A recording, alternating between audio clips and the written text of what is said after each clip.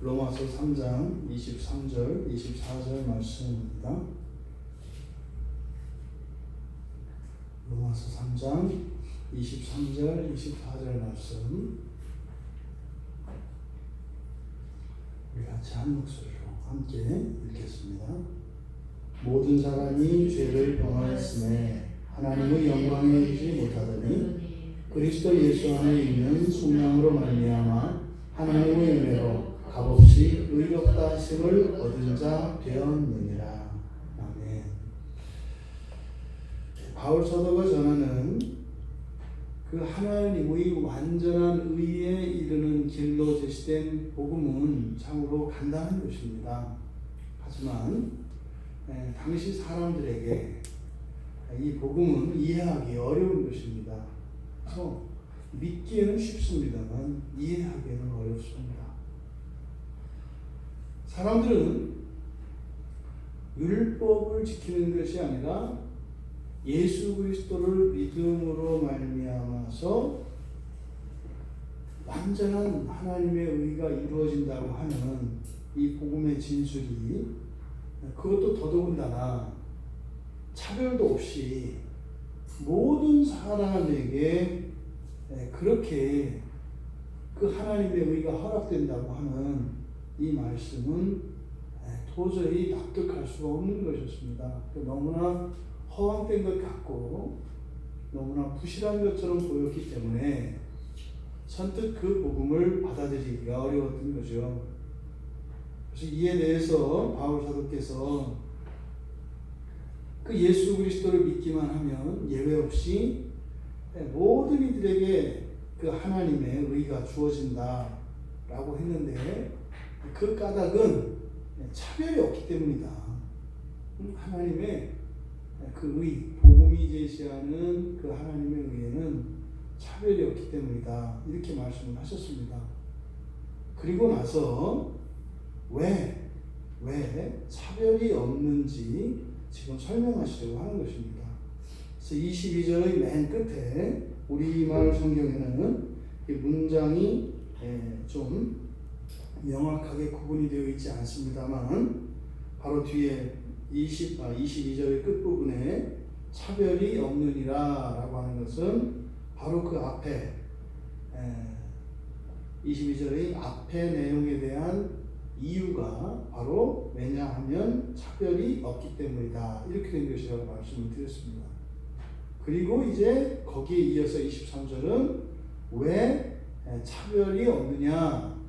왜냐하면 이렇게 되는 겁니다. 왜 차별이 없느냐? 왜냐하면 모든 사람이 죄를 범하였기 때문이다. 이 원인이죠. 그리고 그 결과 하나님의 영광에 이르지 못하기 때문이다. 그래서 차별이 없는 그 이유에 대해서 이렇게 원인과 결과로 이루어진 한 문장이 주어져 있습니다만 사실 차별이 없는 그 이유가 원인적인 측면에서 그리고 결과적인 측면에서 이렇게 두 가지로 이야기하고 그리고 24절에서는 분사구문의 형태로 또 하나의 이유를 제시하고 있습니다. 그러면 첫 번째로 복음이 우리에게 제시하는 그 완전한 하나님의 의에 차별이 없는 그 이유가 뭐냐? 모든 사람이 죄를 범하였기 때문이라는 겁니다. 모든 사람이 죄를 범하였기 때문에 차별이 없다. 이게 무슨 말이에요? 이거는 모든 사람이 다 죄인이기 때문에 그래서요 그 하나님의 의를 필요로 하는 또 그 하나님의 의 앞에서 어느 누구도 하나도 다를 게 없다는 거예요. 마치 우리가 이렇게 바다를 바라보면 그냥 물로 채워진 편안한 그 수평선으로 펼쳐져 있는 바다를 봅니다. 근데 그 밑에는요 높은 산도 있고 까마득한 벼랑도 있고 계곡도 있고 다 있습니다. 마치 바닷물이 세상을 덮고 있는 것과 같이, 하지만 그 밑에는 그 굴곡이 엄청 그 기복이 심합니다만 모두가 바닷물 위에 덮이는 것과 같이 이 사람들이 모두 다 죄인이기 때문에 단지 어떤 사람은 좀 더 심하고 덜 할지는 몰라도 그 모든 것들이 바닷물에 덮여 있는 것과 마찬가지로 바로 사람들, 이 세상에 죄인이 아닌 사람이 하나도 없다는 점에서 차별이 없다, 이렇게 이야기를 하고 있는 것입니다. 그래서 모든 사람이 죄를 범하였다 할 때는 부정과거 시제로 되어 있어요. 그래서 부정과거 시제는 확정된 것이고 이미 일어난 사건입니다. 그래서 역사적으로 모든 사람은 죄인으로 확정됐습니다. 이거는 바뀔 수가 없다는 거예요. 그래서 이 세상의 모든 사람들은 다 죄인으로 확정됐다. 그래서 범죄의 확정성이라는 측면에서 차별이 없습니다. 이건 무슨 말이에요? 교도소 안에 있는 사람은 다 죄인이다, 뭐 이런 뜻입니다. 이 세상에 있는 사람은 모두 다 죄인이다. 두 번째로 하나님의 영광에 이르지 못하더니, 하나님의 영광에 이르지 못한 이것이 또한 차별이 없는 이유다. 바로 이 하나님의 영광에 이르지 못하는 것은 사실 앞에서 일어난 죄의 결과입니다. 그러면 여기서 하나님의 영광에 이르지 못한다는 게 무슨 말인가? 이르지 못하다라고 하는 이 단어는 뒤처져 있다, 이런 뜻입니다. 뒤처져 있다, 못 미친다, 또 뭔가가 빠져 있다, 누락되어 있다, 뭐 이런 뜻입니다. 근데 이게 지금 현재형으로 되어 있어요. 그러니까 이 세상을 사는 동안은 항상 못 미칩니다. 무엇인가가 결핍되어 있고 무엇인가가 빠져 있습니다. 이거는 예외가 없습니다. 그러니까 여기서 하나님의 영광에 이르지 못한다고 하는 이 결핍, 이 결핍의 보편성이라는 측면에서 차별이 없다. 누구 하나 결핍이 없는 사람이 없다, 이 말이에요. 그래서 우리가 친하게 지낼 수 있는 거예요. 고만고만하기 때문에 그냥 이렇게 지낼 수 있는 거예요. 근데 이걸 이제 까먹으면 이 문제가 되는 거죠. 근데 여기서 하나님의 영광이 뭘 의미하는가? 이제 학자들에 따라서는 여러 가지 해석을 합니다. 근데 그대로 문자적으로 우리가 해석하기를 바랍니다. 여기에 이르지 못한다라고 번역되어진 이 단어는 그러니까 뒤쳐져 있다, 그러니까 결핍되어 있다, 뭐 이런 뜻이에요. 그러니까 무엇이 결핍되어 있다. 그 무엇이 뭐겠어요? 하나님의 영광이죠. 근데 이 하나님의 영광이 그러니까 목적어거든요. 이것은 무엇을 결핍하고 있다, 이렇게 되어 있는 문장인데 그 무엇에 해당하는 게 하나님의 영광이에요. 근데 이 하나님의 영광을 이라고 이렇게 목적격으로 하지 않고 소유격으로 하고 있어요. 그러니까 우리가 영어를 번역하는 것처럼 그렇게 번역하면 안 되죠. 무언가 하나님의 영광의 결핍이다, 이렇게 되거든요. 그러니까 이렇게 소유격으로 목적어를 소유격으로 쓸 때에는 그 전체가 아니라 전체에서 일부분을 이야기할 때 이렇게 얘기합니다. 그런 거 있잖아요. 아들이 이제 막 힘들겠어. 야, 엄마가 너 때문에 마음 아파. 그때 너 때문에 그럴 때는 어떻게 되는 거예요? 소유격으로 써야 되는 거죠. 엄마는 마음이 아파. 너의 이렇게 된다, 이 말이에요. 왜요? 전 존재로 마음 아픈 게 아니죠. 어떤 사건 하나 때문에 그런 거잖아요. 이럴 때 소유격을 쓴다고요. 그럼 굉장히 편하잖아요. 전체가 아니라 전체에서 일부분을 나타낼 때. 그래서 이제 소유격이 이렇게 전체에서의 부분을 나타낼 때 이렇게 씁니다. 그러니까 여기서도 결핍되어 있다 그랬는데 무엇이 결핍되어 있어요? 하나님의 영광의 이렇게 되어 있으니까 하나님 영광 자체가 아닌 거죠. 그럼 사람에게 있어서 하나님의 영광은 무엇이겠습니까? 하나님의 형상이죠. 그러니까 사람이 가지고 있는 하나님의 영광은 하나님의 형상성입니다.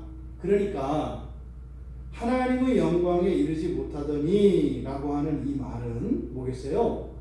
맨 처음에 하나님이 만드신 그 사람의 상태에서 무엇인가가 빠져나가 버려서 지금 결핍되어 있는 상태를 말하는 거예요. 이해되시죠? 그러니까 이것이 하나님의 영광에 이르지 못한다. 그래서요, 절대로 우리는 이 세상에 있는 사람을 보고 하나님이 만드신 사람을 유추할 수 없습니다. 왜요?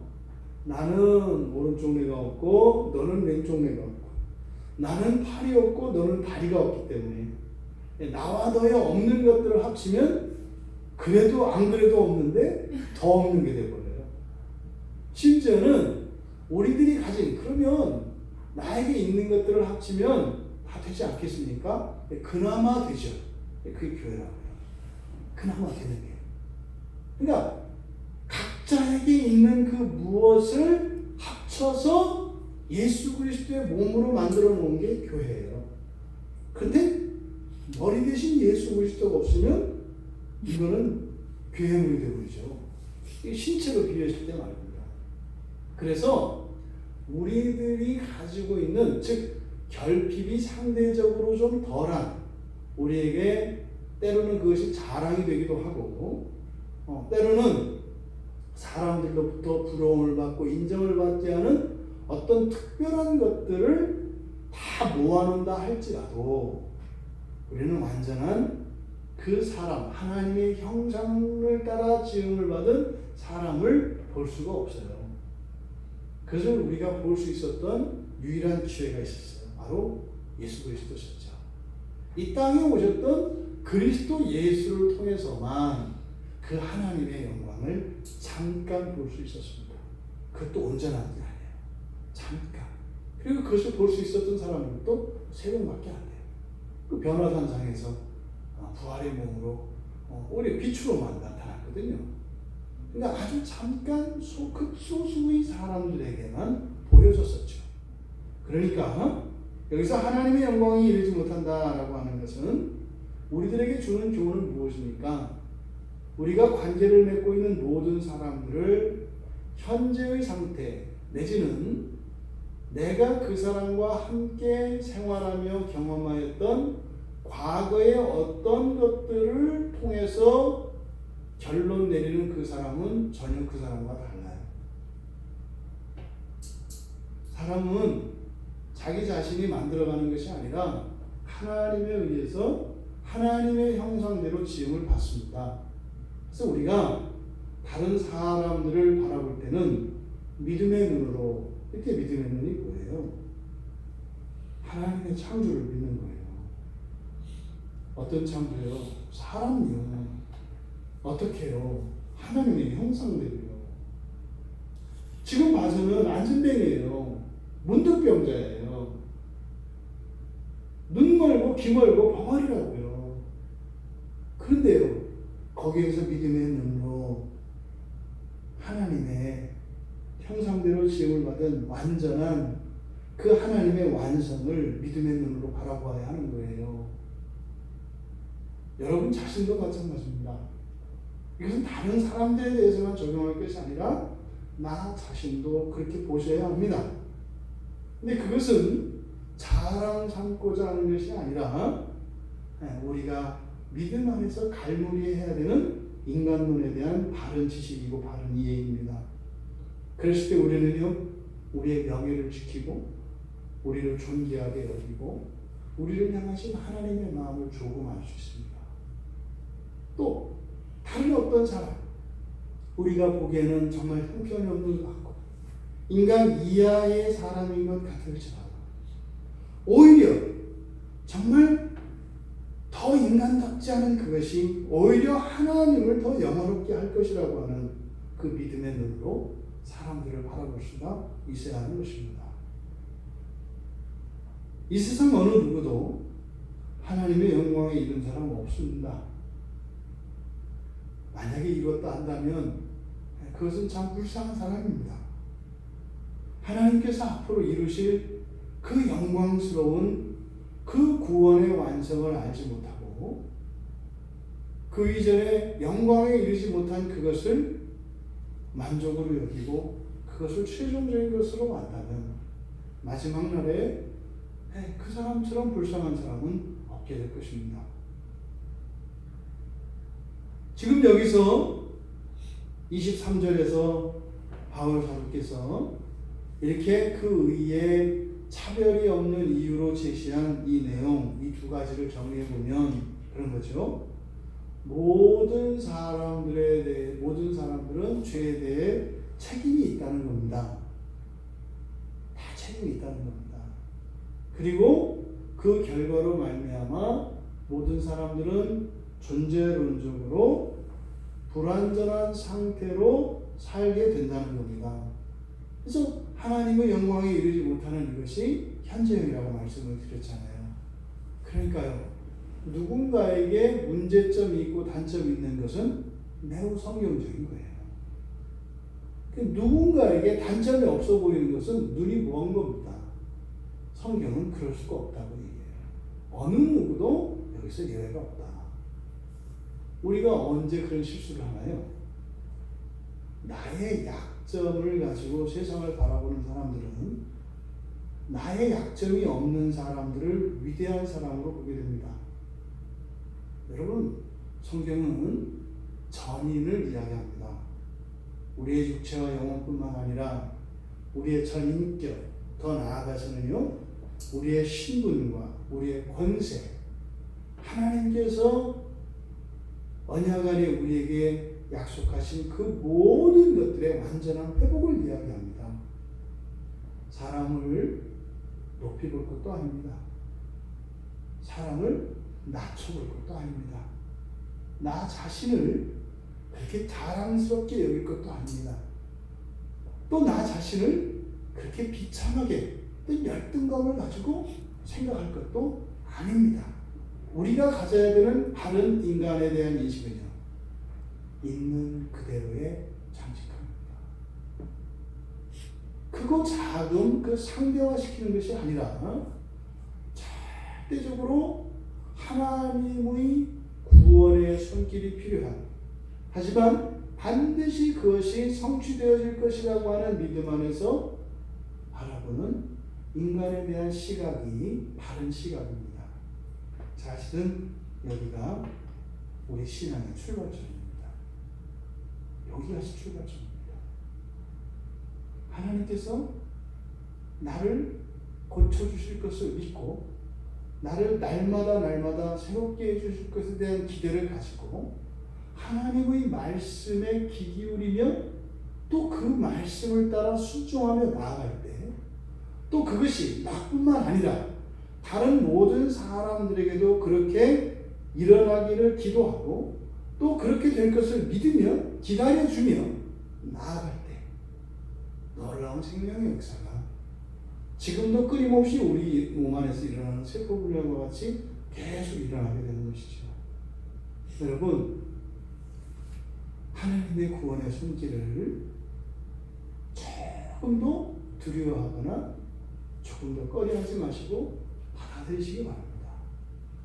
언제나 열린 마음으로 하나님께서 우리를 새롭게 하여 주실 것을 기대하며 믿으며 또한 그것을 정죄하지 않으시고 오히려 우리를 고쳐주기 위하여 오신 예수 그리스도를 생각하며 우리 자신과 또 내가 관계를 맺고 있는 직접적인 관계를 맺든 아니면 우회적으로 이렇게 간접적인 관계를 맺고 있던 모든 사람들에 대한 바른 인간관을 가질 수 있는 우리 모두가 되길 바랍니다. 바로 이 문제를 위해서 예수님께서 이 땅에 오신 거예요. 우리들의 죄의 책임 문제, 그리고 이 죄로 인한 그 결과, 우리 안에 있는 이 부패와 오염의 문제, 이 두 가지를 해결해 주시기 위해서 예수님이 이 땅에 오신 거죠. 예수님께서 이 땅에 오신 목적으로 생명을 얻게 하고 또 풍성하게 얻게 하려고 하는 것이라고 말씀하지 않으셨습니까? 생명이라고 하는 것은 죄의 결과로 죽임을 당한 우리의 생명이 이제는 예수 그리스도로 말미암아 영원한 생명이 다시 공급된 것을 말하고 풍성히 얻게 한다라고 하면서 우리의 존재론적인 이 모든 결핍들을 채우고 태초에 하나님께서 창조하셨던 그 사람의 존재의 한계를 뛰어넘는 그것보다 월등히 우월한 새로운 인류로 우리를 만들기 위해 오셨다고 말씀하신 것입니다. 예수님이 요한복음 12장 47절에서는 그렇게 말씀하시잖아요. 내 말을 듣고 지키지 않아도 심판 않는다. 내 말을 듣고 지키지 않아도 심판하지 않는다. 내가 지금 세상에 온 것은 심판하러 온 것이 아니라 세상을 구원하러 왔다. 심판의 때는 나중입니다. 나중입니다. 우리가 먼저 예수 그리스도를 창조주로 믿고 구속주로 받아들여야 합니다. 그리고 심판주로 오실 예수 그리스도를 예비하며 살아가야 하는 것입니다. 그런데 이 절대적인 기초가 바로 창조주 되심을 믿고 구속주 되심을 인정하는 것입니다. 그리고 나서 심판주로 오실 예수 그리스도를 예비하는 것이 두려움과 공포 속에서가 아니라 설렘과 기대 속에서 그 완성을 향하여 나아가게 되는 것입니다. 그러면요, 중단이 없죠. 쉼이 없죠. 그리고요, 견문질하지 않죠. 근데 바로 그리스도의 창조주 되심과 구속주 되심에 대하여 견고하지 못하면, 이것에 대한 믿음이 흔들리면 우리는 곁길로 갑니다. 그리고 되돌아보게 됩니다. 그리고 주저앉게 됩니다. 사도 바울의 가르침은 지금 여기에서 모든 사람이 죄를 범하였다, 하나님 영광에 이르지 못했다, 우리들의 이런 문제와 결함들을 지적하려는 게 아니죠. 뭐라 그랬어요? 지금 이 문맥은 차별이 없는 이유로서 제시되고 있는 거라고요. 그러니까 모두 죄인이다, 모두 문제 있다. 이것은 지금 사람에 대해서 어떤 사람에 대한 지식을 드러내고자 함이 아니라 뭐예요? 차별이 없는 하나님의 의를 드러내려고 하는 거예요. 그러니까 앞에 부분을 빼고 이 부분만 갖다 쓰면 어떻게 되는 거예요? 너 잘난 거 없잖아. 이렇게 되는 거예요. 너 죄인이잖아. 그러니까 이유로 쓰인 이 문장이 앞에 부분을 빼고 접속사를 빼버리면 원래의 이 사도께서 말씀하신 원래의 이 말씀의 의도가 왜곡되게 되는 겁니다. 지금 사실 지금 23절에서 이야기하고자 하는 바가 뭐겠어요? 그냥 한마디로 딱 잘라서 말하면 이 세상에 딱한 처지에 있지 않은 사람은 아무도 없다는 거예요. 그래서 하나님 보시기에 불쌍하지 않은 사람이 하나도 없다는 거예요. 그래서 하나님 위에는 차별이 없다는 거예요. 누구 하나 불쌍하지 않은 사람이 없기 위해서. 근데 사실 23절은 그 하나님의 구원에 대한 기대를 갖게 하는 말씀이지, 우리의 문제점들을 지적하는 교만하지 마라, 잘난 척하지 마라, 이런 데 적용될 수 있는 말씀이 아니다. 모든 사람이 최대적으로 도움이 필요한 상태입니다. 그래서 하나님의 의는 누구에게는 더 필요하고 누구에게는 덜 필요하고 그렇지 않다는 거예요. 그래서 차별이 없다는 겁니다. 여기서 우리가 한 가지 구원의 교리를 발견할 수 있죠. 모든 사람에게는 하나님의 의가 절대적으로 필요하다는 사실입니다. 모든 사람에게. 그런데 그 하나님의 의가 절대적으로 필요한 모든 사람들, 그들 가운데 필요한 자들은 하나님께 요구할 수 있다는 거예요. 왜요? 하나님에게는 차별이 없으니까. 여러분 보십시오. 차별이 없다고 했어요. 근데 요구할 수 있어요. 그러면 요구할 수 있는 조건이 있겠어요? 없어요. 딱 하나입니다.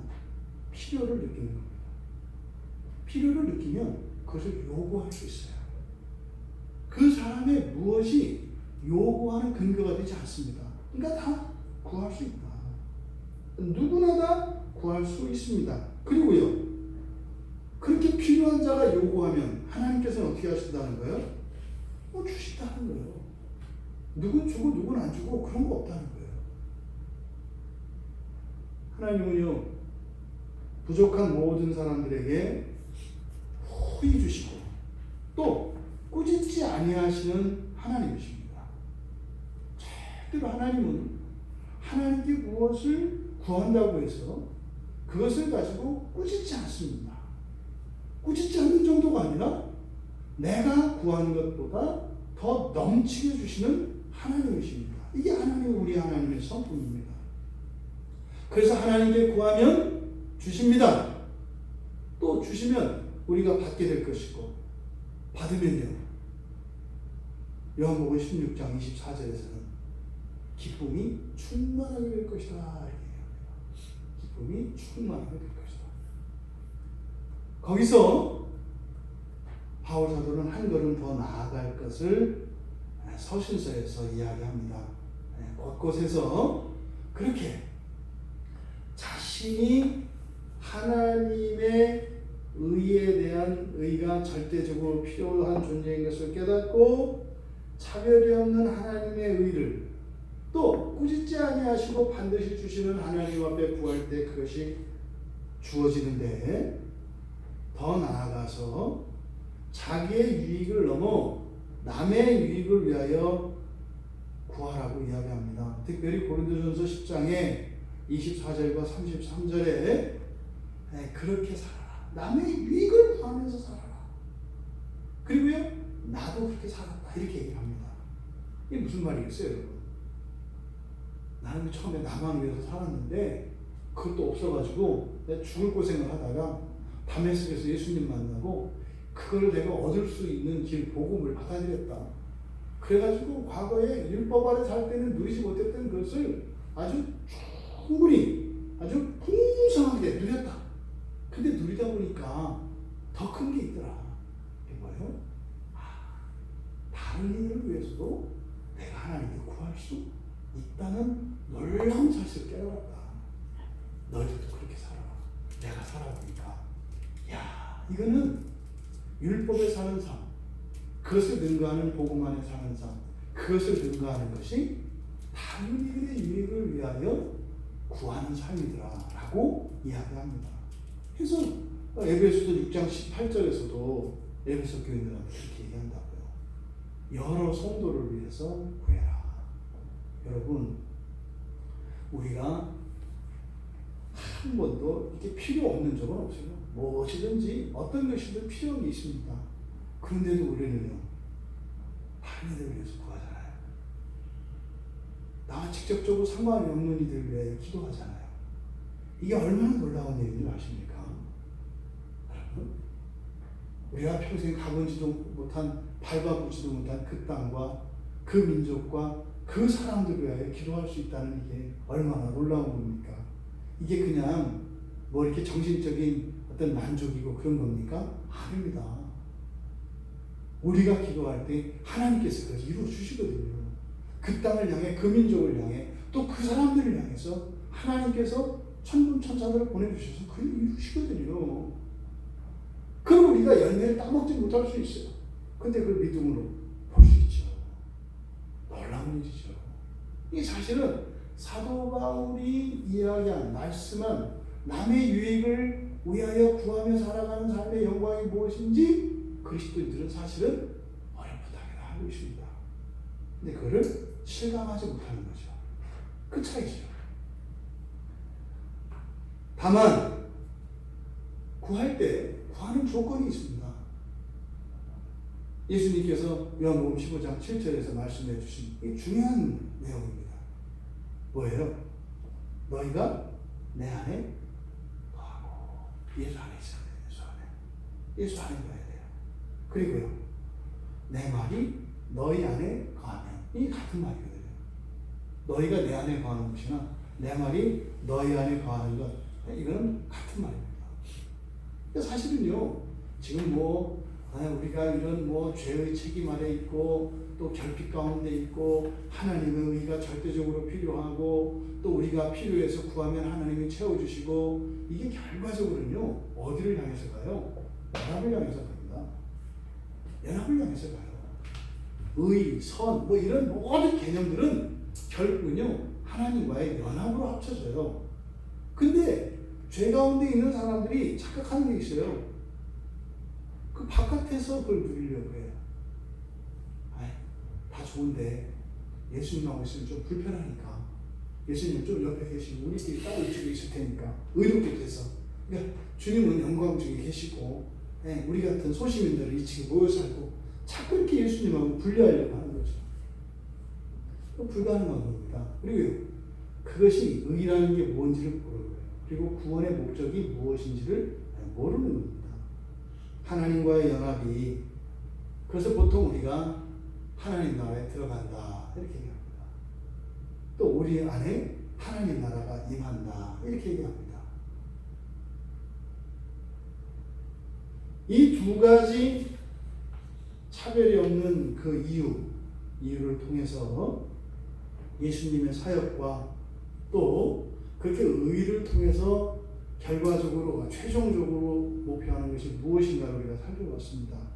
세 번째 이유는 이제 23절, 24절에서 그리스도 예수 안에 있는 속량으로 말미암아 하나님의 은혜로 값없이 의롭다 하심을 얻은 자가 되었느니라 이렇게 되어 있는데 그러니까 그거죠. 간단히 이야기한다면 값없이 의롭다 하심을 얻은 자가 되기 때문에 차별이 없다는 거예요. 보십시오. 값을 치러야 된다면 값을 치를 수 있는 사람은 그걸 얻을 수 있겠고 값을 치를 수 없는 사람은 얻지 못할 거 아니에요. 근데 이거는요. 값을 치르지 않는데요. 그러니까 누구나 다 얻을 수 있죠. 그 완전한 하나님의 의가 값을 치르지 않고 얻는 것이기 때문에 또 차별이 없다는 것입니다. 이 의롭다 하심을 얻는 것, 이걸 보통 이제 우리가 칭의라고 합니다. 칭의. 이게 이제 법정적 용어이기 때문에 뒤에 나오는 속량, 이게 다 법정적 용어입니다. 그러니까 의롭다 하심을 얻는다. 이게 이제 우리말로는 얻는다. 이렇게 되어 있습니다만, 의로움을 보인다. 이렇게 되어 있어요. 사실은 의로움을 보인다는 게 뭐겠어요? 여러분들이 누구에게 누명을 썼어요. 오해를 받았어요. 그럴 때 여러분이 어떻게 해요? 변명하죠. 변호하잖아요. 아니라고. 그 일은 그게 아니라 이마저마 해서 이렇게 된 거였다. 이렇게 되잖아요. 요게 바로 의롭게 하심을 얻는다라고 이렇게 번역된 단어입니다. 그러니까 자기 자신이 정당하다는 것을 나타내는 거예요. 그러면 근데 의롭다 하심을 어떻게 했다? 얻었다 그러잖아요. 그러니까 우리 스스로가 우리를 의롭다고 나타내는 게 아니에요. 이건 뭐예요? 그냥 수동태입니다. 의롭게 되는 겁니다. 의롭다고 인정을 받는 겁니다. 그런데 요거를 지금 현재 분사로 쓰고 있어요. 그러니까 칭의를 읽는 게요. 이게 그 법원에서 선고한 것처럼 무죄 이렇게 끝나는 게 아니에요. 이게 뭐예요? 계속 되는 거예요. 계속. 진행의 의미예요. 그러니까요. 이런 거죠. 신앙생활을 지금까지 열심히 해왔어요. 어떤 사람이. 열심히라는 게 별거 아니에요. 그냥 당연한 그 의무들. 주일에 예배를 드리고 뭐 기본적인 이런 경건 생활들을 지키고 이런 신앙의 도리들하고 이렇게 쭉 살아왔어요. 그럼 이 사람은 지금 어떤 거예요? 의롭게 되어 있는 상태죠. 그렇잖아요. 근데 어느 날 갑자기 어떤 일이 생겨서 교회 끊었어요. 요새 그 애들 말로 학원 끊듯이 작년부터 끊었어요. 뭐 이렇게 끊었어요. 그럼 어떻게 되는 거예요? 우리가 중단이 돼요. 여러분 잊지 마세요. 물론 다시 시작된다면 그것이 중단이 된 것이 아니라 잠깐 유보된 거겠죠. 그렇죠? 근데 회복되기 전까지는 그걸 알아요, 몰라요? 몰라요. 근데 종말이 언제인지 알아요, 몰라요? 몰라요. 굉장히 위험한 거예요. 1분 1초라도 단절이 없는 신앙인들 다 되시기 바랍니다. 언제일지 몰라요, 여러분. 주님이 임하시는 순간은 한순간이거든요. 순식간에 임하거든요. 그때 내가 평생을 신앙생활하면서 5년에 한 번씩 몸살을 앓고 살아왔단 말이에요. 근데 그 몸살을 앓기 직전에 오시거나 끝나고 나서 오시면 괜찮은데 습관적으로 늘 하던 대로 5년에 한 번 딱 하고 그 몸살 앓는 날 그날 주님이 오시면 어떻게 돼요? 여기서 이야기하는 이 현재 분사의 의미로는 아닌 거예요. 그러니까요, 완전한 확신과 평안이 있습니다만 긴장감은 사라지지 않아요, 여러분. 기독교인에게서. 근데 여러분들의 신앙을 되돌아보세요. 그런 긴장감이 유지되고 있나요? 잘못된 가르침이 들어가는 거예요. 우리도 모르는 사이에. 이게 매우 잘못된 가르침이 아주 오랫동안 우리의 삶 속에 파고들어와 있습니다. 여러분, 잠깐 쉴 수 있는 게 있고 절대로 쉬면 안 되는 게 있어요. 그죠? 뭐 취미생활은 잠깐 멈춰도 돼요. 근데 여러분, 심장은 잠깐 세워두시면 안 돼요. 심장은 계속 뛰셔야 돼요. 계속. 멈추면 안 된다고요. 우리가 예수 그리스도를 말미암는 칭의, 이 의를 더듬는 일은요, 결단코 중단돼서는 안 되는 것임을 바울 사도는 여기서 현재 분사의 이 진행의 의미를 통해서 우리에게 가르쳐주고 계십니다. 그러니까요, 끊임없이 그리스도로부터 옳다 하시는 의를 인정받으셔야 돼요. 지금 잠깐 숨을 멈추고 숨어있는 이런 일이 일어나서는 안 된단 말이에요. 그러니까 왜 이런 일이 일어나요? 종말에 대한 인식이 없기 때문에 그래요. 이 종말에 대한 그 로맨스, 내가 준비 다 됐을 때 오실 거다라고 하는, 그렇다니까요. 안 그렇다고요. 민낯으로 내가 가장 부끄러울 때 찾아오실 수 있다고 하는 이 사실을 늘 잊지 말아야 합니다. 사람 앞에서가 아니라 바로 심판주로 다시 오실 예수 그리스도 앞에서 우리의 한날 한날을 살아가시는, 그래서 매 순간 그렇게 값없이 의롭다 하시는 그 칭의를 날마다 더디우며 살아가시는 여러분 되시기 바랍니다. 여러분 몸속에 혈관에 쉬지 않고 피를 흘러가는 것처럼 하늘로부터 예수 그리스도로부터 여러분을 의롭다 하시는 그 인정이 여러분 생애에 한순간도 중단되지 않기를 바랍니다. 그런데 이렇게 의롭다 하심을 얻는데 이것을 어떻게 의롭다 하심을 얻는다고 그랬어요? 예수 그리스도 안에서, 그렇죠? 예수 그리스도 안에서, 그리고 그 안에 있는 성령으로 말미암아, 그리고 하나님의 은혜로, 하나님의 은혜로. 여기서 은혜라고 하나님의 은혜로 값 없이 그랬어요. 값 없이. 값 없이 의롭다함을 얻기 때문에 차별이 없다 그랬잖아요. 그럼 여기서 값 없다라고 하는 이 단어가 선물이에요. 도레안이라고 하는 두리안 비슷하죠. 도레안. 이 도레안이라고 하는 이 단어가 값없이라고 번역되어진 단어인데 이게 선물이에요, 선물. 그러니까 선물로 주어진다는 거예요, 선물로. 그럼 여러분, 선물이 가지고 있는 의미가 우리가 두 가지가 있습니다. 첫째는 뭐예요? 대가가 없다는 거예요. 그러니까 값을 받지 않고 그냥 준다는 거예요. 선물. 그잖아요. 이거 선물인데 내가 10,000원에 샀으니까 1,000원만 받을게. 그 선물이 아니죠. 선물은 그냥 주는 거죠. 대가 없이. 그리고 또 하나 뭐예요? 목적도 없는 거예요. 목적이 있으면 뭐가 돼요? 뇌물이 되죠. 이 선물은 대가 없이 주는 것이고 목적 없이 주는 것입니다. 그러니까 이 선물을 받는 사람에게는 일체의 의무나 책임이 없어요. 심지어는 도덕적인 의무도 없어요. 그러니까 우리가 하나님으로부터 은혜를 받았을 때 그 은혜에 대한 값을 치르지 못하는 것에 대한 사실은 이런 책임이나 의무는 없어요. 근데 우리가 여러분 어떻게 그리스도의 그 은혜를 입고 생명에 비쳤으면서 어떻게 그렇게 할 수 있나요? 이것은 어떤 측면에서 이야기하는 거예요? 우리 안에 역사하는 죄의 권세를 끌어내기 위해서 우리의 힘을 발동시키기 위해서 하는 것입니다. 여러분, 어떻게 인간이 그럴 수가 있어요?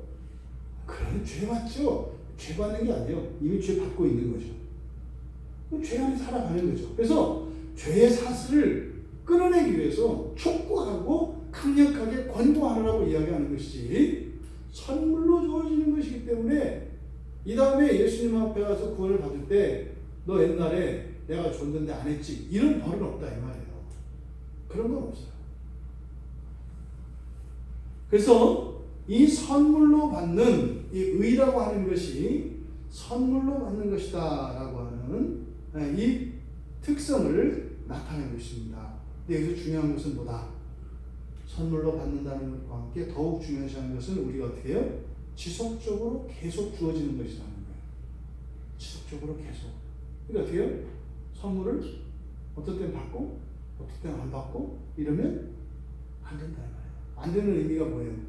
안 받으면 벌이 있고 이런 것이 아니라 바로 의의 문제이기 때문에 그렇습니다. 의의 문제이기 때문에. 그렇다면 이렇게 값없이 의롭다 하심을 얻는 이 세 번째 이유로 제시한 이 속량으로 말미암는 의라는 거죠. 근데 우리가 값을 치르지는 않아요. 근데 뭐라고 이야기해요? 이것은 값을 치른다고 얘기한다고요. 바로 뒤에 보니까 앞에 뭐라고 되어 있어요? 예수 그리스도 안에 있는 무엇으로 말미암아? 속량으로 말미암아. 속량이 뭐예요? 돈 주고 사는 거예요. 여러분들이 오늘날 물건을 살 때 돈 주고 사시잖아요. 여기 속량이라고 해요. 우리가 사는 거죠. 사는 거. 그런데 바로 차별이 없는 하나님의 의에 대해서 이야기하면서 그 세 번째로 설명하고 있는, 즉 차별이 없는 세 번째 이유로 제시하는 이렇게 값없이 의롭다 하심을, 그러니까 값없이 선물로 받는 거기 때문에 차별이 없다라고 얘기했는데, 이제 그것에 대한 설명 속에는 그런 모두 다가 아닌 것으로 드러나요. 여기서 이게 잘못 적용되면 어떻게 돼요? 예수님이 십자가에서 다 이루셨고 선물로 주셨으니까 이미 선물로 다 쏟아졌네. 그럼 뭐예요? 그냥 사는 동안 적당히 살면 이미 구원은 예수님께서 이미 이루어 주셨기 때문에 죽으면 구원받는 거야. 이게 이제 보편 구원론이라고 하는 그런 잘못된 교리죠. 성경은 그렇게 얘기 안 한다고요. 그래서 뒤에 부분, 그 마지막 세 번째로 제시되고 있는 차별이 없는 이유에 대해서는 우리가 좀 더 자세히 살펴볼 필요가 있습니다. 첫 번째, 그럼 세 번째 이유로 제시되어 있는 속량으로 말미암는 의라고 하는 이 첫 번째, 예수 그리스도 안에 있는 속량이에요. 예수 그리스도 안에. 무슨 말입니까? 속량은 값을 치른다고 그랬어요. 그런데 어디에서요? 예수 그리스도 안에. 그러면 예수 그리스도 밖에는 없어요. 예수 그리스도 안에는 있는데 밖에는 없어요. 안과 밖이 있다는 말입니다. 여러분, 이 세상에 지금 여기에 공기가 꽉 차 있지 않아요? 공기 꽉 차 있잖아요. 누구나 숨 쉴 수 있잖아요. 근데 여러분이 숨 안 쉬기로 작정하면요, 못 쉬잖아요. 그러니까 하나님께서 차별 없이 선물로 완전하게 의롭게 하시는 그 하나님의 의를 주어졌는데 자동적으로 되는 것은 아니에요. 여기에 여러분 영적인 싸움이 있다는 걸 아시죠? 이것을 방해하는 천사들이 있고 그것을 꺼려하는 우리 내면에 죄가 있다고요. 그러니까 어떻게 해요? 목을 낸다고요. 목을 안 내면 살아요. 근데 목을 낸다니까요. 왜요? 숨 못 쉬게 하려고. 이런 일이 실제로 일어나요. 지금 여기서 예수 안에 있는 속량이라고 하는 것을 절대 잊어서 안 됩니다. 우리가요, 신앙 밖에, 예수 밖으로 나가는 일은 육체적으로 뭐 하는 일과 같아요? 목을 매는 일과 같아요. 이게 그냥 뭐 잠깐 뭐 기분 문제 이런 게 아니에요. 한 2층 지붕에서 뛰어내리고 이러면 뭐 기껏해야 다리 부러지고 이럴 수 있죠. 근데요, 50층, 60층짜리 옥상에서는 아무런 그 도구도 없이 뛰어내리면 안 돼요. 근데 사실은 그보다 더 무서운 게 뭘까요?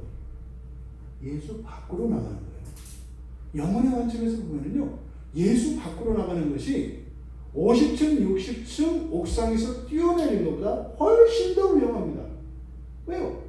50층 뛰어내리는 건 잠깐 육체의 죽음을 맛보는 거예요. 근데 예수 그리스도 밖으로 나가면요, 영원한 죽음이에요. 절대로 이 긴장은 있어서는 안 된다니까요. 이거를 오해하면 안 돼요. 그러니까 지금 바울 사도가 바로 예수 그리스도 안에서라고 하는 이 부분을 분명하게 못을 박습니다. 그럼 예수 안에 있는 게 뭐예요, 여러분? 말씀이에요, 말씀. 말씀 안에 있다는 게 뭐예요? 예수님 말씀을 듣는 겁니다. 예수님의 말씀을 듣는데 두 가지가 있다고 그랬죠, 늘. 뭐요? 순종과 불순종. 들어도 불순종할 수 있다고요. 네? 불순종도 들어야 불순종이에요.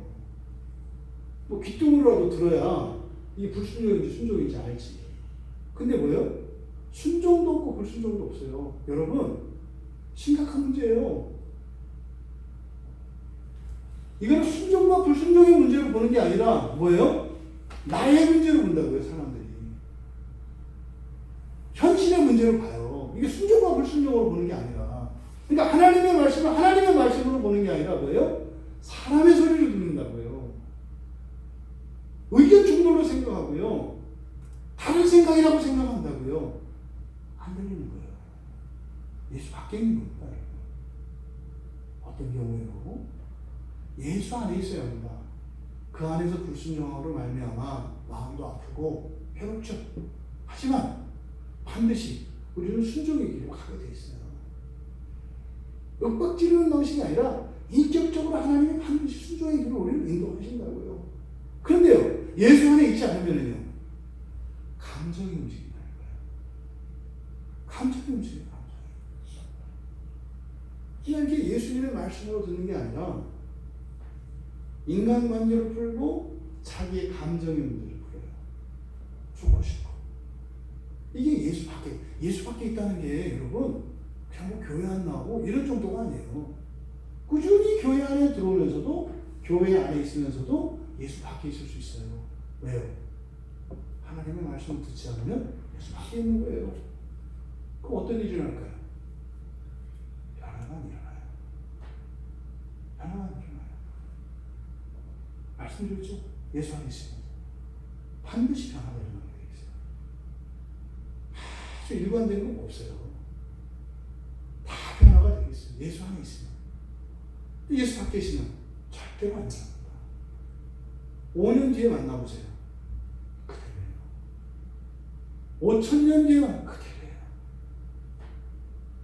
예수 안에 있다는 것은 말씀을 듣는 거예요. 다른 것은 몰라도 말씀은 그냥 이렇게 프리패스 해야 돼요. 무조건 들어야 돼요, 말씀을.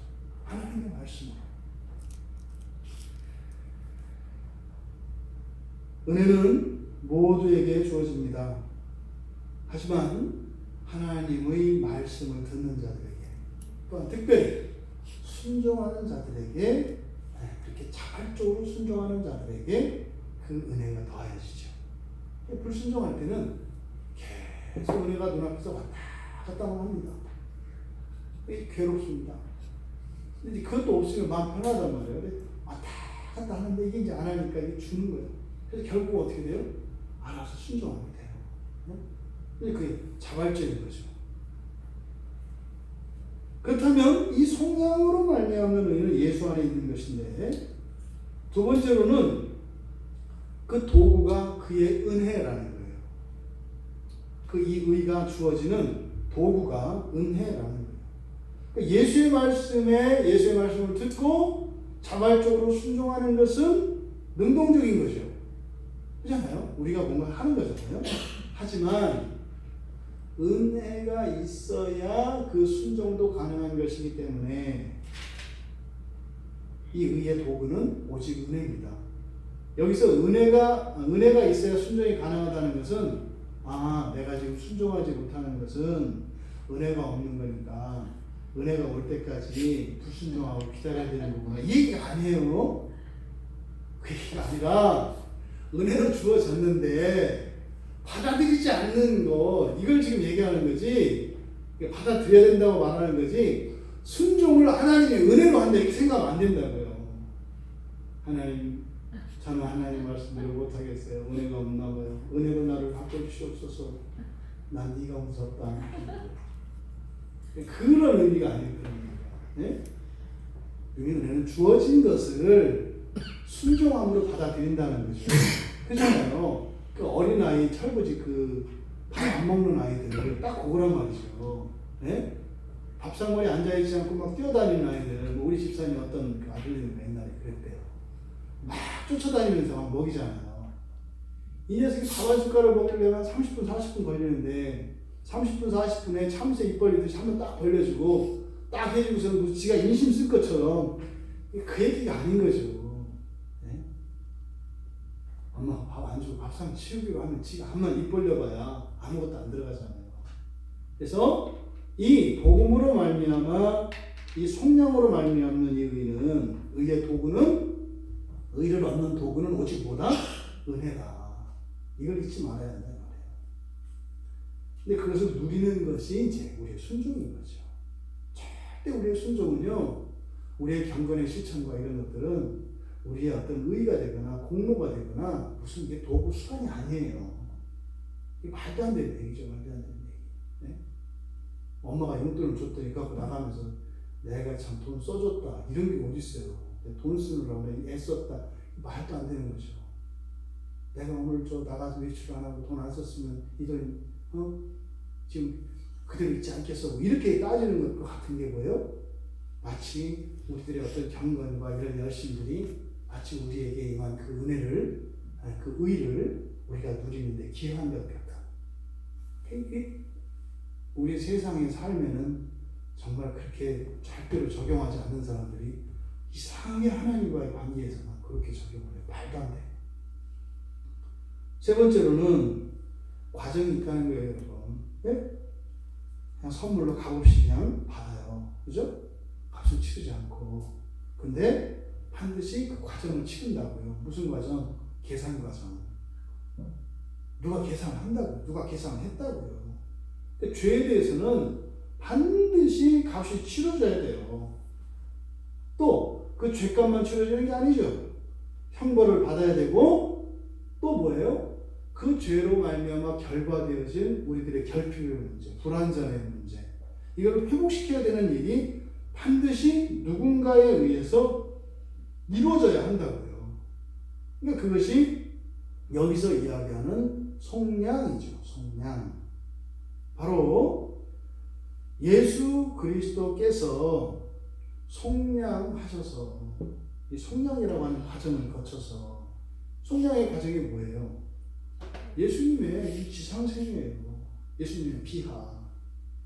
천상에서 이 세상으로 내려오셔서 사람으로 태어나시고 십자가에 죽으시고 장사되시고 무덤에까지 내려가시는 이 비하, 이 전체의 과정이 뭐예요? 나 때문이에요. 나의 죄를 계산해 주시는 과정이고 또 나를 회복시켜 주시는 그 하나님의 일이 그 예수 그리스도께서 지상에서 하신 일이라고요. 그러니까 보통 그리스도께서 지상에서 하신 일을 자기 비하와 순기로 이야기한다고요. 그 비하는 뭐겠어요? 우리의 죄책, 죄에 대한 책임을 값을 치르는 거고 부활 이후에 승천으로 지금 하늘에서 통치하시는 그 일에게까지 이렇게 순교하는 것은 뭐겠어요? 바로 하나님의 영광에 이르지 못한 이 죄인들을 하나님의 영광에 이르도록 회복시키시는 과정인 거죠. 그러니까 지금 예수님이 천상에서 이 세상을 다스리고 계시거든요. 왜요? 여러분을 영광에 이르게 하는 거예요. 또 변함없거든요. 그래서 여러분들은 예수 안에 있다면 영광에 이르게 되었습니다. 예수 안에 있다면 영광에 이르게 되었어요. 이게 놀라운 일이에요. 지금은 비록 우리가 이런저런 연약함과 어려운 가운데 있습니다. 그런데요, 우리는 좀 이렇게 변덕부리고 이럴지 몰라도 그리스도께서는 전혀 끄덕당하세요. 끊임없이 우리를 의롭다 하나님 앞에서 변증하시고 변호하시고 또 우리 연약함을 위해서 중보하시면서 우리를 온전히 하신다고요. 그리고요, 목이 말라요. 언제? 그날 재림의 그날 완전히 우리를 그 영광의 성취를 우리에게 누리게 하시는 그날, 마치 하나님께서 천지를 창조하시고 아담을 창조하셔서 봐라 하셨던 그날, 부활의 날에 우리에게 보여주고 싶다고 해요. 우리들의 모든 한계를 극복하고 우리들이 상상도 할 수 없는 그 인간의 존엄함, 존귀함, 하나님의 아들 된 그 피조물로서 하나님의 아들 된 그 영광이 무엇인지를 보여주고 싶으시다고요. 믿음 안에서 그 일을 예수 그리스도께서 다 이루시는 것입니다. 지금도 예수 그리스도께서는 하나님의 영광의 분량을 채우기 위하여 쉬지 않고 일하고 계십니다. 거기에 쓰임받는 게 누구라고요? 천사들. 쉼없이.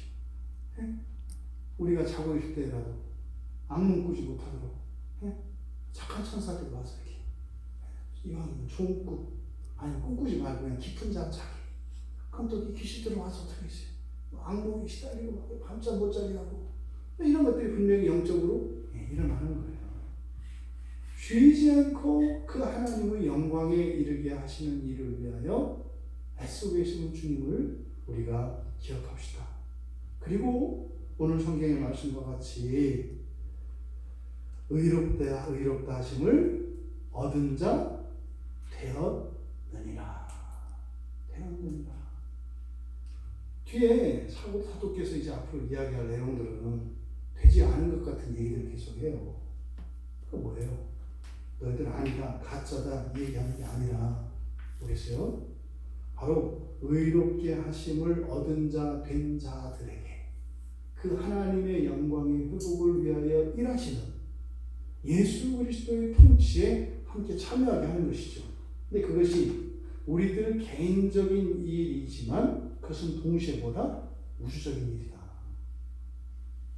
우리들 한 사람 한 사람이 하나님의 영광을 회복하는 그 일은 창조세계 전체의 하나님의 영광을 회복하는 것이다. 바로 이것 때문에 우리가 어떻게 해요? 나보다 또 다른 이들의 유익을 위하여 또 이 피조세계 전체 하나님의 창조세계 전체를 향한 그 질서와 아름다움과 하나님의 영광의 회복을 위하여 우리가 소원을 품고 나아가는 것이죠. 오늘 말씀을 통해서 우리들이 의롭게 되어진 것이 종말론적으로 완성되었습니다만 우리가 쉬지 않고 계속되어야 함을 이야기합니다. 값을 치르지 않고 거저되어진 것이지만 그 일을 위하여 하나님이 이 세상에서 33년의 삶을 사셨다고 말씀합니다. 가장 비참한 자로 나를 위하여. 근데 그것은 완전하다 이렇게 말씀합니다. 여러분, 우리가 복음 안에 있는 것이 절대로 그리스도의 완전한 의가 우리들의 게으름과 나태와 죄의 이유가 되서는 안 됩니다. 우리가 더 고집부리고 더 우리의 정욕을 포기하지 않는 이유가 되서는 안 됩니다. 주님께서 나를 구원하시기 위하여 이 속량하시는 그 과정 이미 다 이루어졌지만 그것을 깨달아 우리를 사랑하시는 주님을 사랑하는 그 마음으로 그렇게 여러분 각자의 인생은 내 인생이 아니라 그렇게 주님의 인생으로 그래서 정말 하나님의 영광에 이르게 된 사람들로 한 날 한 날 우리 승리하며 나갑시다.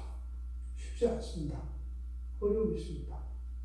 하지만 여러분 그 마지막 날의 영광은 우리의 삶 속에서는 이런 고난을 능가합니다. 말씀을 준비하며 그런 생각을 했어요. 일상생활 속에서 내가 감당하기 어려운 어려움들 그리고 예상하지 못했던 안 좋은 일들 이런 것이 생겼을 때 이런 문제를 어떻게 극복할까 이렇게 그 문제를 해결하기 위해서 얼떨히 마음을 모는 것보다 그렇게 무너졌을 때 무너진 그것을 발견했기 때문에 감사할 수 있었으면 좋겠다.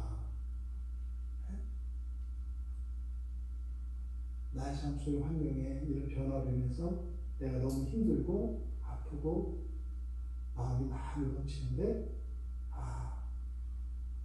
이것을 알게 된 것이 참 기쁘고 감사할 수 있었으면 좋겠다. 이것이 사실은 인생의 목적이 완전히 바뀐 겁니다. 세상은 여러분들 마음을 굳건히 하고 단단히 해서 세상을 잘 살아가라고 얘기를 합니다. 우리는요, 세상의 어떠함을 통해서 우리의 영혼을 세우는 그것을 최고의 가치로 여기며 살아가는 사람들이 그리스도인들의 삶입니다. 이것이 천상의 사람들이죠. 이 땅에서 천상을 살아가는 사람들이죠. 내 안에 있는 연약함들을 발견한 그것이 기쁘고 또 그것을 온전케 하실 그 하나님의 역사를 기대하며 그 신령한 기쁨으로 살아가는 그래서 세상과는 절대 비교될 수 없는 그런 우리들로 살아가기를 주님의 이름으로 축원합니다. 우리 말씀을 생각하며 잠시 기도하겠습니다. 현실 속에서 우리가 영광에 이르게 되었다. 이것은 사실은 우리의 기쁨과 만족의 이유와 내용이 다른 겁니다. 우리는 힘들면 그것을 불행이라고 하는데 힘들어하는 나 자신을 발견하고 나의 연약함을 깨닫고 그것을 회복시켜 주신 하나님의 일에 대해서 우리가 기뻐하고 기대를 갖는 것, 이 그리스도인의 삶입니다. 우리의 약점이 보완돼서 세상에서 다른 이들보다 우월한 삶을 살고자 하는 이것이 세상 사람들의 삶입니다. 근데 천상의 사람들은요, 환경의 변화 이걸 통해서 내 약점을 발견했을 때 그것을 기뻐하는 사람들입니다. 아프죠, 싫죠. 하지만 거기에 하나님이 찾아올 것이고 거기 하나님의 창조가 역사가 일어날 것이기 때문에 내가 완전히 새로운 존재로 변화될 것이기 때문에 그것으로 기뻐할 수 있는 우리가 되기를 하나님께 은혜를 구하며 또 우리의 소심함과 겁, 두려움 하나님 두려워하지 말게 하옵소서. 참으로 하나님께서 우리를 완전히 새로운 존재로 바꾸시는 그 일에 기쁨이 있게 하옵소서. 우리 같이 기도하겠습니다.